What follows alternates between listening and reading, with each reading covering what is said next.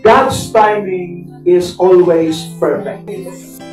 Dapat nating maintindihan, ang ating pong Panginoong Diyos na pinaglilingkuran, He is not bound by time. Meaning to say, God's timing is always perfect. Kaya pag naglilingkod tayo sa Panginoon, hindi natin may tuturing, mga kapatid, yung mga panahon na parang sinasabi natin, Lord, late ka naman.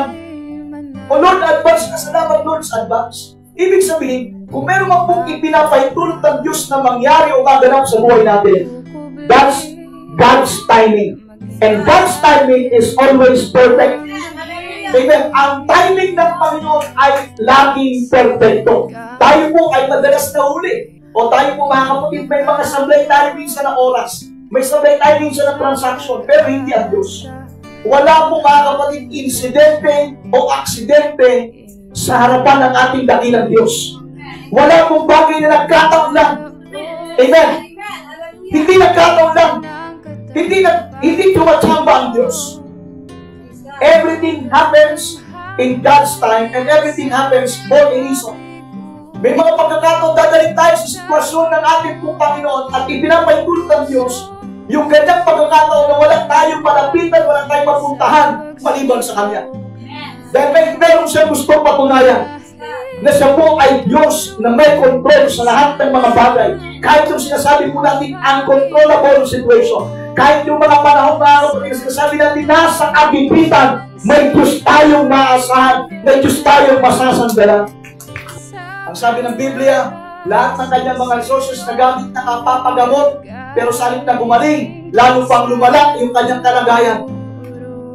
Kaya ang challenge ko po sa bawat isa, at even po doon sa mga nanonood po ngayong umaga, kung sinubukan mo ng lahat, at ang lahat ng mga bagay na sinubukan mo, ay pawang nabigo ka, subukan mo ang ating Panginoon. Amen. Yung babae ito, 12 years at 12 years.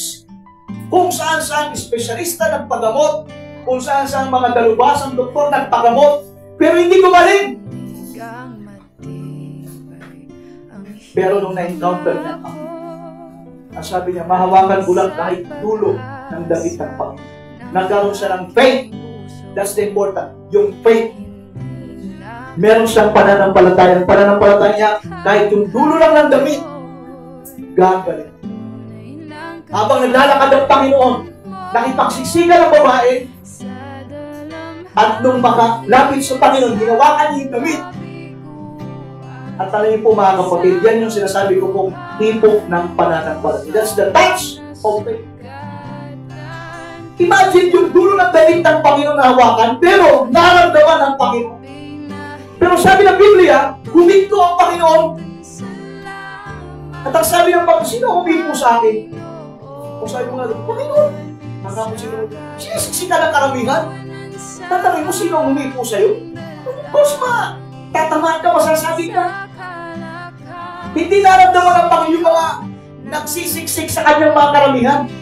Ang naramdaman niya, yung hipong na may pananampalataya. Gamit ng Panginoon, pero naramdaman niya. Kaya huwag natin iskulin. Yung sabi nga natin, yung simple act of faith can result big miracle. Yung simple na akbang mo sa pananampalataya, magbibigay ng malaking milagro sa buhay. Gusto mo ganun ang ginagawa natin, mga kapatid. Every time na tayo po'y magpupuri, every time tayo sasampo sa Panginoon, lapit sa Kanya, gusto kong mararamdaman ang Panginoon. Hindi tayo pumapalakpak dahil sinasabi ni Pastor, nung mga tumatay sa likod ng pulpito, ginagawa natin yan upang